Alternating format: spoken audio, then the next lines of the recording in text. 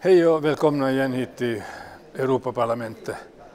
Senaste veckan fick vi på något sätt ordning på den nya kommissionen. De sista hörandena genomfördes och vi har ännu en ungersk kommissionär som ska försöka skriva ihop någonting som är någorlunda acceptabelt.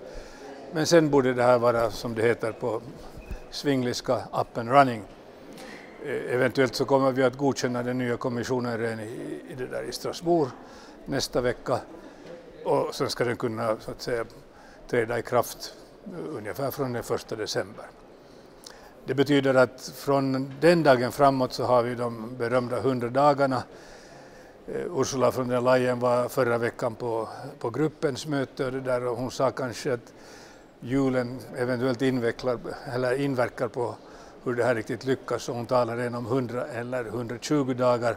Men det betyder att någon gång där i mitten på mars, idus i mars, för den som kommer ihåg hur Julius Caesar dog där, så borde vi ha förslagen på bordet. Och sen börjar jobbet på allvar. Och det finns många intressanta saker i det sammanhanget. Jag tror att vår inhemska industri kommer att klara sig ganska bra. Jag har här i fickan ett exempel på det. Det här lilla röret kommer från ett finskt företag och ska ersätta det som tidigare var engångsplastikrör.